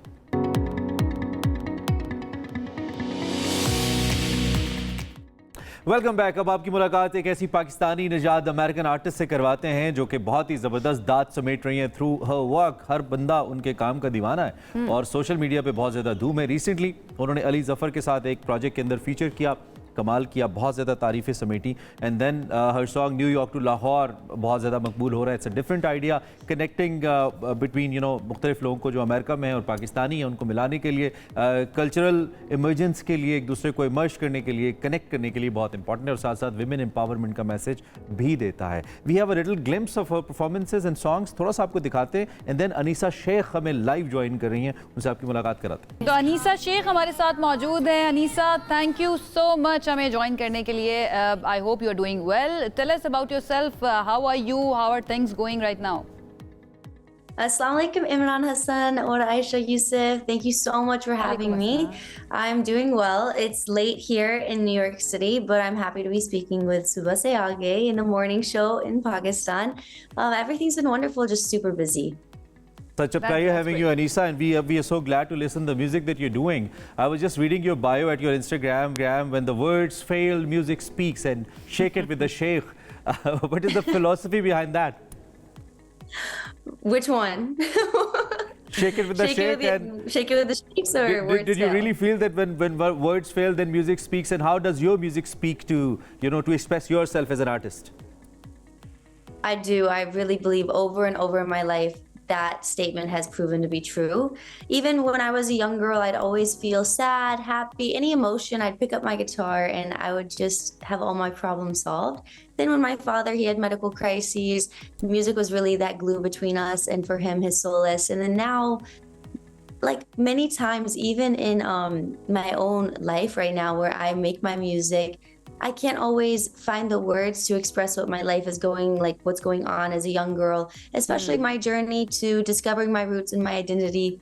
Music is really the most beautiful way to do that, and it's been able to connect me to Pakistan and also just express No myself. doubt So about the kind of genre you have opted to express your music and to present it to the people, what was the reason behind this, and do you really think that this is the right genre to express yourself? Or sometimes we do commercial stuff to make our identity, but the reality is different. The personality, the kind of person we are, that's a different phenomenon. How do you describe that? 100%. 100%. There are sometimes some songs you write for a purpose to maybe heal yourself when words fail, music speaks, as a therapy, whatever you want to say. But then there's some songs that you want to share with others, or whether it's an energy, a certain vibe behind the song. And so this one, New York to Lahore, is more upbeat. I think it has to do with a little bit more of my personality. And then a lot of the songs, when I just play on my guitar, it definitely shows more of my artistic side. Right. Okay, Anisa, you worked with Ali Zafar. Tell us about your experience and how did that happen? Ali Zafar contacted you, his team contacted you, or you were following him. What was the story behind that? Ali Bhai, please don't hate me. I didn't know who he was. Oh, No, the American That's girl very I cool. didn't know. Now I know. Ali Bhai is a You're dear going to friend disappoint now, a lot but, of people, his fans. I know. Trust me. I'm a fan now after working with him. He's so talented. So I was actually in Pakistan working with Ali Mustafa, preparing for Atif Aslam's North American tour. And on my way back, I got a call on my stop in Dubai back to the US. And he said, "Do you want to be in someone's music video?" And I said, "Who?" And they said, Ali Zafar. And I had to Google. I didn't know who it was. And then I saw he's that's really talented. really Sketch- interesting. At the same time, I'm feeling a Yeah. bit sort of good because somehow we share the same music producer. I've also worked with Ali Mustafa, and he's one of the amazing guys we have. Oh. How was your experience with Ali Mustafa, by the way? I wrote this song, New York to Lahore, in Ali Mustafa's studio in his extra room while he was with another client or songwriter of his. And I finished it here in New York. That's where the name comes from. I was in Ali Mustafa's Lahore studio and then That's finished great. it here in my friend's studio. He's a great musician, I believe. So what inspired you, Anisa, to be a musician or for this song specifically, New York to Lahore? Just your journey from New York to Lahore, or is it something else? What inspired me to become a musician was just I always loved music. I was an ice skater, so I was able to skate to so many different genres of music growing up, and so that's why I picked up the guitar. But with this song specifically, I think it was just like everyone always saying, "Anisa, you'll never be able to go to Pakistan and sing over there. Just stick to maybe modeling, stick to the U.S., stay in New York." And I said, me going over to Pakistan and exploring it through something I love, which is music, is more than a career move. It's simply just connecting to my dad's roots. I'm the youngest of his 11 kids. Did you get the cultural Now shock from New York to Lahore when you came here? Or you were already familiar with the culture here? There's a couple things that I think are very funny to share. I mean, yeah, there's definitely a culture shock, but in a good way. I would say New York is more of a working place. It's very hustle-like, where Lahore is more grounded and family-like, for sure. Of course. So how did audience work for you? Pakistani audience in particular, or audience in East? I mean, were you expecting the same kind of response, or it was sort of surprising? I was nervous. I'm not going to lie to you. As an American girl, I was always called gory. Oh, you're coming over here. We don't know how your inflection of your Urdu will sound. Mujhe guitar bajana aur mujhe guitar bajana aur gana pasand hai. By the way, how do you feel to be called as a gori when you're a desi yourself? You know, how do you feel being called a gori? Because this is a phenomenon that we use for everyone actually. Who is ever coming from abroad, we call her gori or gora. Yeah, so for me, I didn't know that. That was maybe a culture shock. It's like, oh, why are you all calling me this? I was like, that was a culture shock. So then when I released the song, I said, I don't care how people respond. I like singing. I'm releasing a song because I want to release it. And surprisingly, so I have a suggestion for you. You just put your next title to your project can be Gori in Pakistan. From Lahore to New York. Or you can say कि मैं गोरी नहीं हूँ. Okay, Anisa, can you sing something for us, for our audience? Yeah, let's see. What do you? Okay. I passed her billboard. She looks so familiar. My eyes on the road. My mind wanders to her. This is like a little bit of the first song, and then the little rap goes. Ab tum kahan, main yahan. Dekhne se pata lagta hai ye jahan. Wow, that's great. Nice, so is there any Urdu artist that you listen to and sing as well? If there is any Urdu song that you can sing for us, a few lines, any of the artists, if you can. I love a lot of. I can't choose one right now. I really can't choose one. I have a song coming out with Farhan Saeed, which you'll see when it comes out. It'll be in Urdu. Reception, how they receive, how they have somehow celebrated your music. Are you satisfied with the kind of response you had? And with that, I would also like to ask about your future stuff. What are you going to do in the future? Would there be something for Pakistani audience as well in future? Yes. I'm very happy with how everyone responded. It's definitely better than I expected. And it actually makes me more excited to continue in growing into the Pakistani community through music. I am excited because I have a couple songs coming out, and I'm going to be even adding more Urdu into it as I continue to learn. And I've been taking lessons every day, so hopefully it gets better and better. A lot of collaborations with Pakistani well-known singers and bands I'm excited about. Can you tell us the name of any one of them? If there is if there is no restriction from the label or releasing company, can you name the artist that you're going to work with in future? I can name one. So Farhan Saeed's the first one going to be coming out. Oh wow! Right. That one I can name. The other ones I don't think so yet. I hope you know Farhan, not like Ali Zafar that you said you didn't even know before working with him. There may be something special coming out, and there's another project. Looking forward, Anisa, looking forward. Okay, you talk about women empowerment through your music. You talk about embracing the different cultures and the culture of New York and the culture of Pakistan and Lahore. How would you describe the music plays a role in spreading a positive message about anything that you want to say? When sometimes you don't have the words, like we talked about, when you don't have the words, music is the easiest way, because when you write a song lyric, it means something to me, but it may mean something completely different to you. So I think when females or just anyone in general want to convey a message, but they don't know how, music is the best way.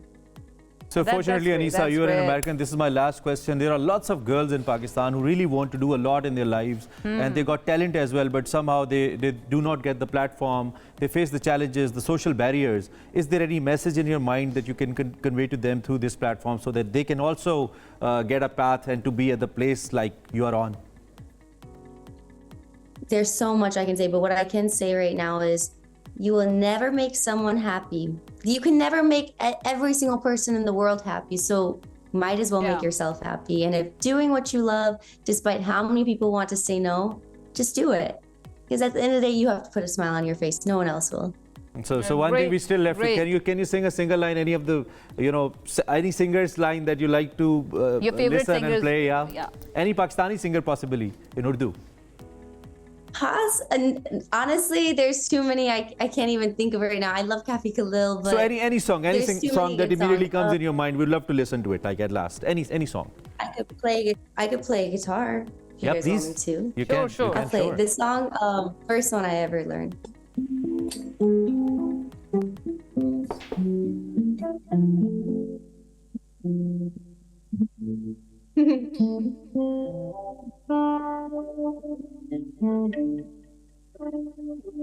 That's the first song I ever learned on the guitar. That's It's a 12 really string. great. Great So talking glad to to you, have you, Anisa. Anisa. All the very best. Thank you so much for joining us and lovely having you. Anisa Sheikh हमारे साथ मौजूद थी. पाकिस्तानी निजात अमरीकी singer हैं. अली ज़फ़र के साथ भी काम किया है और अब म्यूजिक जो है उसको परसू कर रही हैं.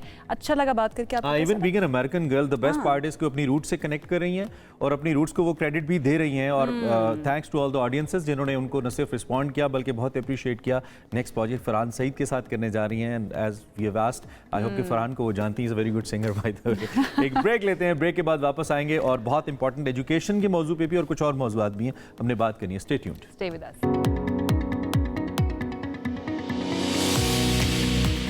जी ब्रेक के बाद खुश आमदीद. आपको पता है हम अपने इस शो में मुख्तलिफ मौज़ूआत के साथ साथ तालीम के बारे में भी बात करते हैं कि पाकिस्तान में तालीम जो है उसको किस तरह से मज़ीद बेहतर किया जा सकता है. मौजूदा सिस्टम्स जो मौजूद हैं क्या वो काफ़ी हैं या इसके अंदर मज़ीद इनोवेशन की ज़रूरत है. तो ये हमारा सेगमेंट इसी सिलसिले में एक है और वो ये है कि बरतानवी तालीमी बोर्ड लर्निंग रिसोर्स नेटवर्क यानी LRN का आगाज़ हो गया और इस सिलसिले में ज़ियाउद्दीन यूनिवर्सिटी एग्जामिनेशन बोर्ड और LRN के दरमियान एक मुफाहिमती याददाश्त पर दस्तखत हो गए हैं जिसके तहत मुख्तलिफ शोबों में ताउन किया जाएगा. Ziauddin university examination board LRN का international general certificate of secondary education syllabus भी अपनाएगा. This is very interesting. I think people are going to get in the choice syllabus को लेकर. इस्लामियात है, पाकिस्तान स्टडीज़ है, सिंधी है और उर्दू है. इसमें लोकल इम्तहानात भी लिए जाएंगे जबकि बाकी दीगर जो सब्जेक्ट्स हैं इनके सर्टिफिकेट्स और जो ट्रांसक्रिप्ट्स हैं वो LRN के नताइज की बुनियाद पर जारी किए जाएंगे. ये कितनी बड़ी पेशरफ्त है पाकिस्तान के एजुकेशन सिस्टम को किस तरह ये बेहतर शेप करेगा, निज़ाम को फ़ायदा क्या होगा, इस पर हम बात करेंगे. हमारे साथ दो बड़े प्रेस्टीजियस गेस्ट मौजूद हैं. एक तो हमारे साथ CEO and doctor Mohammad Zohaib Tariq मौजूद हैं, उनसे हम बात करेंगे. और दूसरा उनके साथ बरतानवी माहिर तालीम है और LRN के असेसमेंट मैनेजर हैं. Let me repeat, assessment manager हैं Angelica de Paiva. And we just trying to pronounce her name before coming live and we're trying to learn it from her. I hope मैंने सही किया. ये दोनों शख्सियात हमारे साथ मौजूद हैं. हम इनसे बात भी करेंगे और जानने की कोशिश करेंगे कि how LRN going to help Pakistan's education overall. Thank you very much both of you for joining us. Thank you so सबसे much. आगे. Thank you so तो सब आप ठीक हैं, खैरियत से जी, अल्लाह का शुक्र. हैं? So before going to Angelica, I would like to ask you, मैं आपसे चाहूँगा थोड़ा सा आप एलेबरेट कर लें हमारे देखने वालों के लिए. सिस्टम है क्या, कैसे शेप अप करेगा फर्दर बेहतर हमारे एजुकेशन सिस्टम को और कैसे मदद करेगा हमारे स्टूडेंट्स की? जी, सबसे पहले तो पाकिस्तान में लोगों को नहीं पता कि यूके में बहुत सारे एग्ज़ाम बोर्ड्स हैं और इस वक्त पाकिस्तान में 4 एग्ज़ाम बोर्ड हैं जो इंटरनेशनल GCSE और A लेवल ऑफर करते हैं. तो उसमें से LRN भी एक एग्ज़ाम बोर्ड है. ठीक है. और सेम रिकॉग्नाइजेशन है जो बाकी 3 इदारों की है. ठीक है, पाकिस्तान में IBCC से भी अप्रूव है और ग्लोबली रिकगनाइज है. तो जो LRN लाने का मकसद ये था कि एक तो कॉस्ट इफेक्टिव हो बाकी एग्ज़ाम बोर्ड से, ठीक है, और फेयर रिजल्ट्स हों, ठीक है, और क्वालिटी सेम है. जाहिर बात है, हर चीज़ क्वालिटी सेम है, बाकी रिकॉग्नाइजेशन सेम है, प्रोग्रेशन सेम है. और सो एक और एग्ज़ाम बोर्ड आ गया है पाकिस्तान में. Since you said there are many boards, तो then why LRN का ही क्यों इंतखाब किया आपने? और इसका रीज़न है कि बाकी स्कूल से हम ज़ाहिर बात हम पिछले 4 साल से काम कर रहे हैं. ठीक है, उसको लॉन्च अभी अपने किया है और हमने स्कूल से फीडबैक लिए जो बाकी एग्जाम बोर्ड से प्रॉब्लम्स आ रही हैं. तो हम डायरेक्टली स्कूल के साथ काम करते हैं, डायरेक्टली स्टूडेंट से कॉरस्पॉन्डेंस करते हैं, कोई थर्ड पार्टी बीच में नहीं रखते. ठीक है. और कॉस्ट इफेक्टिव, आपको पता है पाकिस्तान के इस वक्त हालात क्या चल रहे हैं. ठीक है, महंगाई आसमानों पे, ठीक है, लोगों के खाने के पैसे नहीं है. और ज़्यादा तालीम एक बहुत इंपॉर्टेंट चीज़ है. अगर तालीम ना हो तो हमारा मुल्क ज़्यादा पीछे और जाएगा.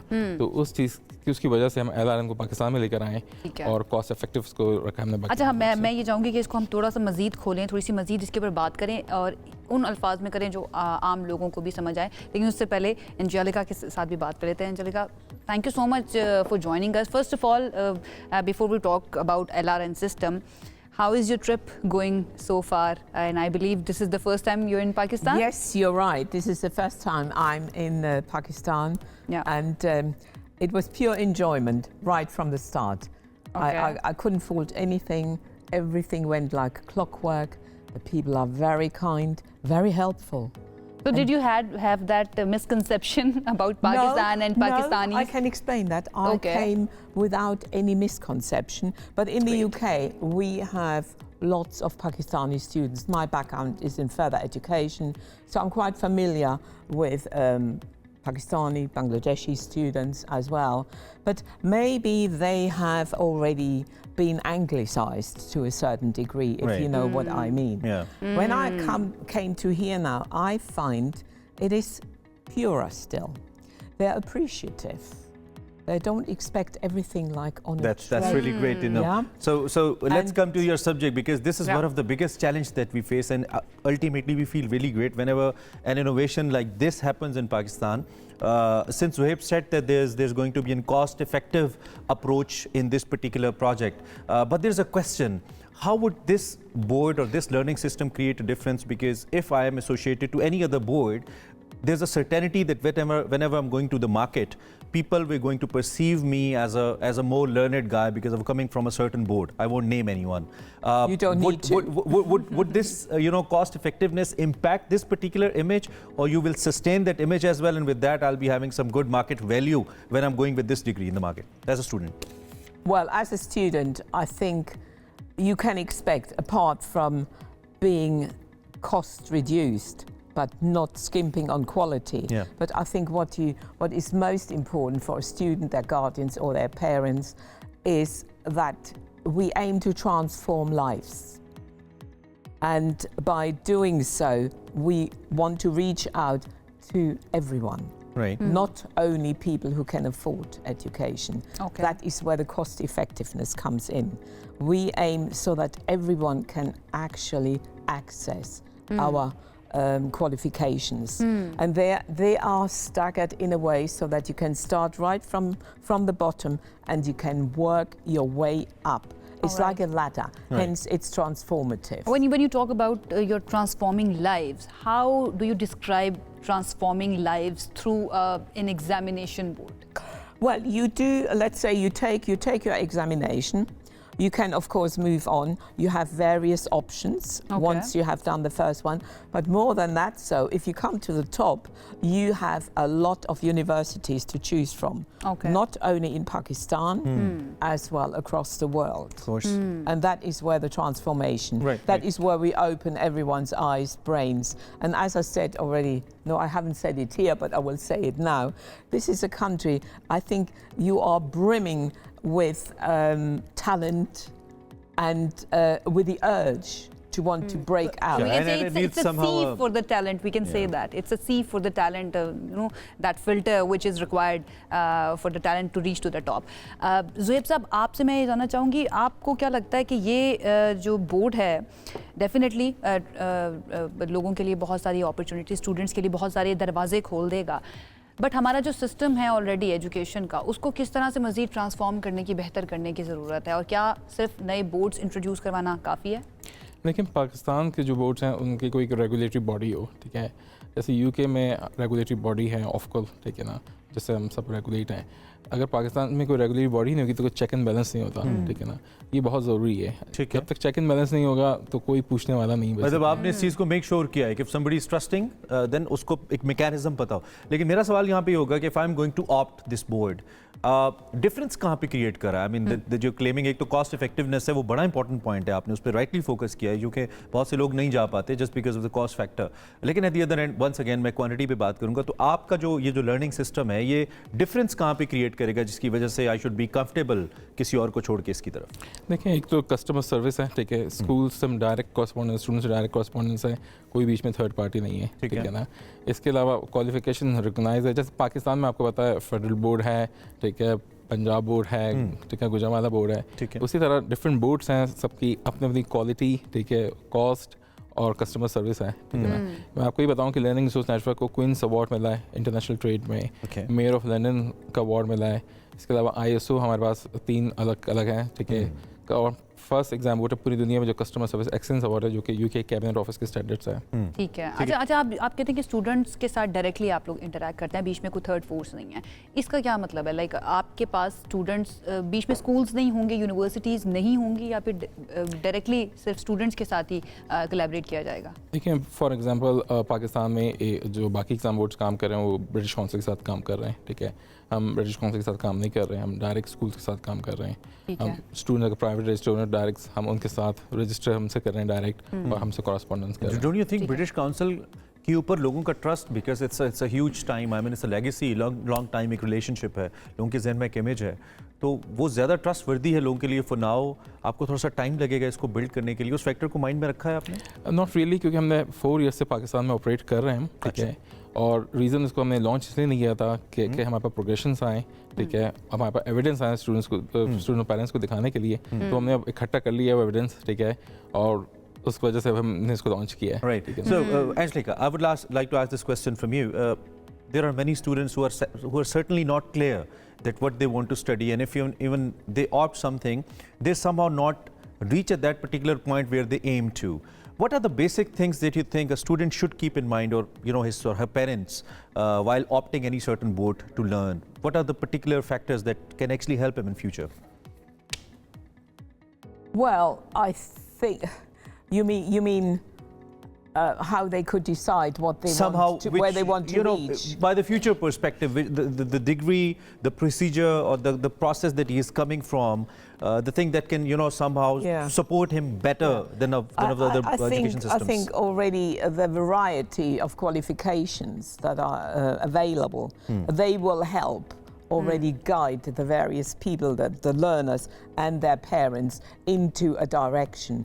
And because they are easily accessible, so I mean, once they have done one stage, there is another option, and there's usually several options as well. And I think this opens the door. Right. All right. We always talk about the opportunities for the students and all. We never talk about the training of the teachers. Yes. How important that is, especially in a system like Pakistan. How important that is, according to you? I'm glad you mentioned that, because it's extremely important. We hit that point on numerous occasions, and we have possibilities for teachers to get trained themselves. There are webinars, there are one-to-one sessions with teachers themselves. We have courses as well, so that they can continue their professional development. But you are absolutely right. A teacher needs to be absolutely confident when they stand in front of a learner. And they need to be, usually, we say in the UK, at least 1 or 2 levels above. That's really great. We're so glad to have you. And Angelica, we wish you good luck for your future stay. All the very best. You're staying in Pakistan. It's very all the best exciting. I hope for all to the come stuff. back. Zeb साहब, thank you very much. आपका भी बहुत शुक्रिया, और हमें उम्मीद है कि आपका भी ये जो सफ़र है अच्छा रहेगा। हम इसमें आपसे रहनुमाई लेते रहेंगे और आपको भी आपसे बात करते रहेंगे जी। तो हमने LRN के बारे में बात की, let's see how it comes out. हमने इसके प्रोज एंड कॉन्स जो भी हो सकते हैं उन सब पे बात करने की कोशिश की है। वक्त हुआ चाहता है अब एक ब्रेक का, हमारे साथ रहिए।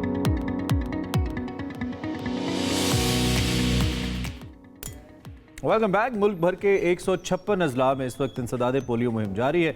3 से 9 फरवरी तक ये जारी रहने वाली 7 रोज़ा मुहिम है, और इसके दौरान 5 साल से कम उम्र के तकरीबन 4.5 करोड़ ऐसे बच्चे हैं या उससे ज़ायद ऐसे बच्चे हैं जिनको पोलियो से बचाव के खतरे पे पिलाने का हदफ मुकर्रर किया गया है। पाकिस्तान में हम अगर माहौलियाती नमूनों की बात करें तो इसमें पोलियो वायरस की मौजूदगी का खतरा बढ़ रहा है, और ये सारी बातें पोलियो के फैलाव का भी बायस है। इसके लिए बड़ा इंपॉर्टेंट है कि हम अवेयर करें पेरेंट्स को भी, और ख़ास तौर पर वो बच्चे जो कि माजूरी का शिकार है उनके लिए भी हम इस कैंपेन को साथ लेकर चलें। एग्जैक्टली। इस सिलसिले में वालिदैन का किरदार जो है वो इंतहाई अहम है, क्योंकि उन्होंने ही अपने बच्चों को पोलियो के खतरे पिलाने हैं। उन्हें यकीनी बनाना चाहिए इस बात को कि बच्चा जो है वो पोलियो वैक्सीन से महरूम ना रहे, क्योंकि अगर ये वैक्सीन उनके बच्चों को नहीं मिलती है तो उनके बच्चों की पूरी ज़िंदगी मुतासर हो सकती है, ज़िंदगी भर के लिए वो माजूर हो सकते हैं। और यहाँ पर हमें ये याद रखना है कि पोलियो का कोई इलाज मौजूद नहीं है। तो इसके ऊपर बात कर लेते हैं। हमारे साथ मौजूद हैं डॉक्टर मोहम्मद नासिर राना साहब, जो हमें इंसदाद पोलियो मुहिम की अहमियत के बारे में, चैलेंजेस जो फेस करने पड़ते हैं पोलियो वर्कर्स को, उसके बारे में और इसके असरात के बारे में बताएंगे। Thank you so much doctor Mohammad Nasir Rana sahab हमें ज्वाइन करने के लिए। सबसे पहले तो पाकिस्तान में अगेन कोशिश की जा रही है कि पोलियो का खात्मा हो सके। 2 ही कंट्रीज़ रह गई हैं, अफगानिस्तान और पाकिस्तान। आपको क्या लगता है कि अभी तक हम ख़त्म क्यों नहीं कर पाए हैं पोलियो को पाकिस्तान से? जी अस्सलाम वालेकुम जी, थैंक यू वेरी मच कि आपने टाइम दिया इतने इंपॉर्टेंट इशू के ऊपर। देखें, वो आपकी बात वो तो बिल्कुल ठीक है कि अभी तक ऑलमोस्ट 192 कंट्रीज हैं जो पोलियो को जिन्होंने एरेडिकेट कर लिया है, और पाकिस्तान और अफगानिस्तान दो ऐसे कंट्रीज रह गए हैं जो अभी तक जिनमें मसला है। और उससे मजीद हमारी बदकिस्मती ये है कि पिछले 2-3 सालों की निस्बत लास्ट ईयर 2024 में केसेस ज़्यादा हो गए हैं हमारे पास। अब उसमें चैलेंजेस देखें, जैसे जैसे हमारे हालात, पॉलिटिकल हालात और जो सिचुएशन है डिफरेंट इलाकों की थोड़ी सी भी ख़राब होती है, तो ये फिर दोबारा पोलियो का जो मर्ज है ये उभर के सामने आ जाता है। अब इवन जो जिनको आप माहौलियाती नमूने कहते हैं, या जिनको अगर लोगों को हम बताने के लिए कि ये जो सीवरेज वाटर होता है जहाँ से लिए जाते हैं, जो पानी होता है गंदा, मतलब जो सीवर वाटर होता है, उसमें से जब नमूना लिया जाता है पानी का, तो देखा जाता है कि पोलियो वायरस है कि नहीं। क्योंकि अगर उसमें होगा तो इसका मतलब है कि वो सोसाइटी एट रिस्क है। तो अभी भी हमारे बहुत सारे, आप समझ लें कि 100 में से जब लेते हैं तो 15-20 जगहों पे पॉजिटिव नमूने आ जाते हैं डिफरेंट शहरों में, अनफॉर्चुनेटली। ये बिल्कुल ऐसे ही है कि जैसे आप समझ लें कि किसी एक इलाका है, एक सोसाइटी है, उसमें 15-20-30 चोर हैं या डाकू हैं, वो फिर रहे हैं।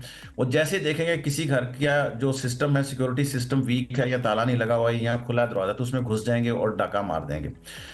इसी तरह माहौल में वायरस का मौजूद होना बिल्कुल इसी तरह ही है कि वो जैसे ये वायरस पानी में फिर रहा है, तो फिर रहा है। अगर जो बच्चे जिनमें कुव्वत मुदाफ़त नहीं होगी, अगर उन तक वे पहुंच गए तो उनको ये पोलियो कर देंगे।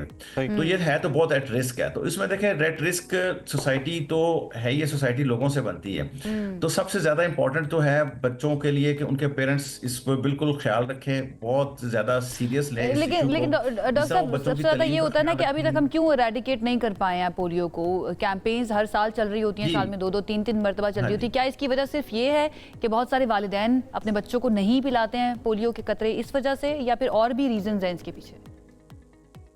देखें, इसमें दो इंपॉर्टेंट वजूहत हैं। एक तो ये वजह है कि पेरेंट्स जो से ना वो नहीं कई दफ़ा पिलाते, वो कहते हैं जी हमारा बच्चा घर पे नहीं है, इधर गया है, अपने मामू की तरफ गया, कहीं और गया। अब माशाल्लाह पाकिस्तान में छोटे बच्चों की 5 साल से कम बच्चों की तादाद इतनी ज्यादा है, जैसे अभी आपने कहा पूरे पाकिस्तान में 4.5 करोड़ लोगों को पिलाना है, बच्चों को पिलाना है। उसमें से अगर 0.1% भी रखें तो वो 4 करोड़ मतलब बनता है 40 लाख के करीब, और 0.1% मतलब बहुत बड़ी तादाद बन जाती है ना ये। मतलब लाखों की तादाद में अगर बिल्कुल कोई 5-10 हज़ार भी लोग इस तरह मिस हो जाएं तो वो वायरस को कैरी कर सकते हैं। सबसे बड़ी बात तो यह है कि पेरेंट्स अभी तक 100% उस तरह दिलो जान से कंप्लायंस नहीं देते, अगर देते हैं भी कई लोग। ये बहुत बड़ी वजह हमने इस पे कई बार। अच्छा डॉक्टर साहब, आप थोड़ा सा टेक्निकल एस्पेक्ट से हमें बताइए, बीइंग मेडिकल डॉक्टर, ये क्या करता क्या है ये पोलियो वायरस एक बॉडी के अंदर एक बच्चे के साथ? किस उम्र में ज्यादा असरअंदाज होता है, और क्या ये जानलेवा भी हो सकता है किसी सर्टेन पॉइंट के ऊपर? जी देखें, ये जो फैलता तो इसको हम फीकोरल रूट कहते हैं, यानी पानी से फैलता है। पानी, गंदा पानी पीने से अगर जिस्म में जाता है, आपकी आंतों में जाता है, आंतों से ये डिस्ट्रीब्यूट जाके ट्रेवल करके आपकी हराम मगज में जाता है, आपके दिमाग में भी जा सकता है। अगर तो सिर्फ हराम मगज तक जाएगा तो आपको पैरालिसिस हो जाएगा, फालिज हो जाएगा। अच्छा। और अगर आपके दिमाग तक चला जाएगा तो फिर उससे आपको जैसे गर्दन तोड़ बुखार टाइप चीज होती है, और उसमें डेथ भी हो जाती है लोगों की। आज से 20-30 साल पहले बहुत सारी डेथ्स होती थी इसके साथ, लेकिन अब चूंकि लोगों ने इसको कंट्रोल कर लिया, सारी दुनिया ने, अब डेथ तो दूर की बात है, पैरालिसिस भी नहीं होता, फालिज भी नहीं होता। अब इसका थोड़ा सा बाकियों का फर्क है। देखा, अगर किसी बच्चे की टांग टूटती है ना तो 2-3 महीनों में जुड़ जाएगी, प्लास्टर कराएंगे, बच्चा रेस्ट करेगा तो बिल्कुल 100% परफेक्ट हो जाएगा।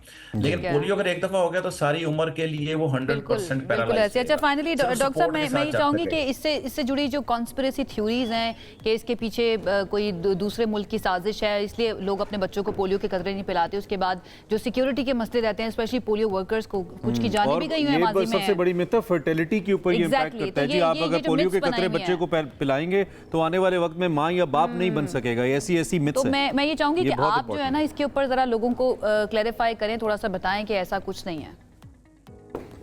देखें, ऐसा मतलब लोगों का बिल्कुल आप सही कह रही हैं। कुछ अर्सा 5-10 साल पहले शायद लोगों का ये ख्याल था कि इसमें कोई फर्टिलिटी के मतलब कोई या इनफर्टिलिटी या इस तरह की कोई चीज़ है जिसकी वजह से कि पॉपुलेशन को कम हो सकती है। लेकिन अगर कोई ऐसी बात होती तो देखें, पाकिस्तान की पॉपुलेशन तो 20 साल में डबल हो गई है। आज से 20 साल पहले पाकिस्तान की पॉपुलेशन की 12-13 करोड़ थी। अब बांग्लादेश की अगर 20 साल पहले 10 करोड़ थी तो वो बड़ी मुश्किल से 13 करोड़ पे गए हैं। बाकी मुल्क जो से जिनकी 12 करोड़ थी वो 13 करोड़ पे गए हैं। पाकिस्तान 12 करोड़ से 24 करोड़ पे चला गया। यानी ये मिथ तो ऑटोमेटिकली इस तरह गलत साबित हो जाती है, और 50 सालों में पाकिस्तान की आबादी तो 4 गुना हो चुकी है। यानी पाकिस्तान में तो इस तरह का कोई चीज हो ही नहीं ठीक है डॉक्टर साहब भी के इसमें हम कह सकें। नहीं बिल्कुल सही, आपने मुख्तलिफ अगर किसी को डाउट है तो जी प्लीज मुकम्मल कर लें जुमला, किसी को डाउट है तो। हाँ जी, और दूसरा ये कि अगर किसी को इस तरह की चीज है तो इसका सैंपल लेके आप इंटरनेशनली किसी भी जगह से, किसी लेबोरेटरी में, इंडिपेंडेंट लैब से, सारी दुनिया में इतने क्वालिटी कंट्रोल की लैब्स हैं, क्वालिटी ऑफ कोर्स ऐसा ये अच्छी मिसाल आपने अच्छी दी है कि अगर पोलियो से फर्क पड़ता होता फर्टिलिटी के ऊपर तो पाकिस्तान की आबादी इतनी ज्यादा 4 गुना ना बढ़ गई होती पिछले 2 दहाइयों के अंदर। Thank you so much. Doctor Mohammad Nasir Rana sahab मौजूद थे, पोलियो की वैक्सीन जो है उसकी अहमियत के बारे में बता रहे थे। अगेन एक मरतबा फिर से तमाम देखने वाले जो हैं, अगर आपके घर में बच्चे हैं तो अपने बच्चों को पोलियो के कतरे जरूर पिलाइए, क्योंकि ये बहुत जरूरी है उनकी जिंदगी के लिए। नहीं पिलाएंगे तो उनके साथ ज्यादती होगी। वक्त खत्म हो गया प्रोग्राम का, इजाजत दीजिए, अल्लाह हाफिज।